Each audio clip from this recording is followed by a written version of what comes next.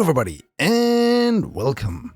I often see you commenting under videos of mine when I talk about Kitten Space Agency, how does that game look so good, or that it really does look good. And indeed, it is really pretty to look at. But how is that possible for such a small team that don't rely on proven technology like Unreal Engine or any other of the big name brand game engines out there? Well, maybe that's exactly the reason why this game is able to look like this. And today we're going to talk a little bit about that in this video. If you followed my channel for the past year or so, you know that we talk a lot about Kitten Space Agency. It is, of course, a sort of spiritual successor to space simulation game legend Kerbal's space program, since the official Kerbal IP was basically abandoned by Take-Two and this official sequel KSP2 is no longer in development, but still being sold on Steam, so yeah, that's not good. Anyway, if you want to stay in the loop on what's going on with KSA, please make sure you subscribe to this channel so you won't miss an update.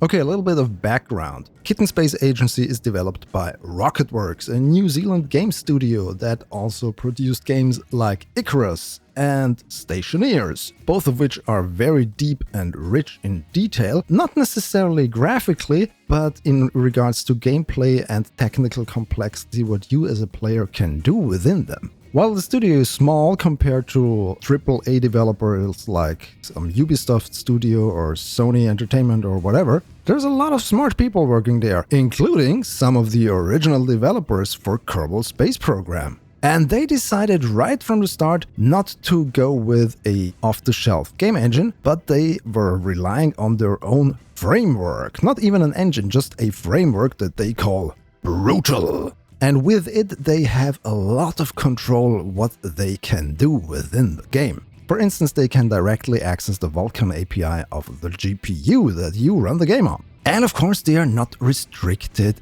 by all the overhead a game engine brings to it. But it also means they have to be very deliberate of what they do and how they do it. But one of the main advantages is that they can work on the bleeding edge of things. For instance, there is this conference, the SIGGRAPH, which has been around for about 50 years or so, and it focuses mainly on new developments in computer graphics. And I've either read or heard somewhere from the developers that they can actually read those SIGGRAPH papers that are being published during or after the conference and directly experiment or implement what the bleeding edge of computer graphics is currently about. And honestly, I wouldn't be surprised if we see one or two papers of these developers during SIGGRAPH or being submitted somewhere in the future. One of the more recent improvements that the developers included was how lighting works. And let me tell you, as somebody who does YouTube videos and has to film himself from time to time, that lighting and how you light what you want to produce or present to your customer, your user, your player is really important. It makes a lot of difference if this is done well or not. If you've watched my video about visual mods for Kerbal Space Program, you will know that a developer called BlackRag does amazing things with lighting for the mod like Scatterer and deferred rendering and so on. He is also working on Kitten Space Agency. But another developer, Lynx, posted recently in the Dev Updates channel on the KSA Discord that they are now implementing something called Hapkey model lighting, or Hapke? I have no idea how to pronounce that. It's based on Bruce Hapke's lighting model, and this is apparently better, or more realistic rather, at representing dusty and grainy surfaces, like for instance on the moon or on Mars or any other celestial body with similar surface composure. So basically what this does is increase the visual fidelity of how planets and moons are presented to the player. The surface detail is also different because it just looks better this way. And honestly, if we look at the moon from a distance, it looks a lot more realistic than it did a few versions prior. Very impressive what just applying light differently can do. And I've read somewhere either it was in my comment section or somewhere else, that this is probably the first time that this Hapkey model was implemented in a game. So yeah, bleeding edge right there. I mean, this Hapkey model is not completely new. I think it's been around since the early 1980s. And Bruce Hapke himself is now a professor emeritus for the University of Pittsburgh. Still, this is something new, and the freedom that the developers for KSA have by using their own framework offered them to do this. You can, of course, check this out yourself by going to ksa.awu.com and download the game for free. And if you like it, you can give a contribution to keep development running. I'm sure the developers would appreciate it. And no, they didn't tell me to tell you this.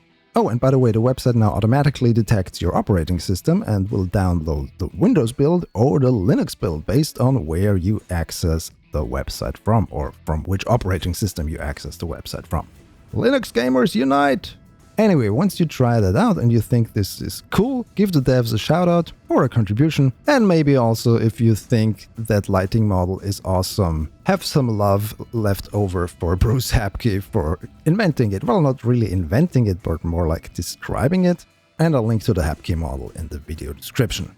It's really exciting what's going on with Kitten Space Agency. I mean, there haven't been a lot of like PR moves by them. They don't do big, grand videos, or they haven't hosted a town hall in forever. But the work is ongoing, and what they're doing is really interesting, and it really shows that having the freedom to actually do some cool stuff will result in very cool stuff. And if you think it's kind of cool what I do here on this channel, maybe head over onto my Patreon, where you can watch all my videos ad-free for just a small monthly contribution. Or you can pick a specific video for just a one-time purchase. If you go for one of the higher tiers, your name will show up here, together with all of these wonderful people. Thank you so much for your ongoing support over the years, especially in these trying economic times. I really, really appreciate it.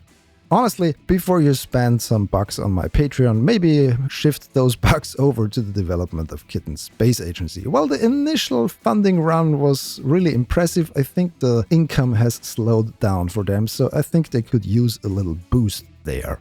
And speaking of boost, let's hope we can build some bigger and better boosters with a new editor or something if that comes to Kitten Space Agency soon. If you enjoyed this video, please subscribe to my channel for more and follow me on my social thingies. The links are in the description. Thanks for watching. Goodbye.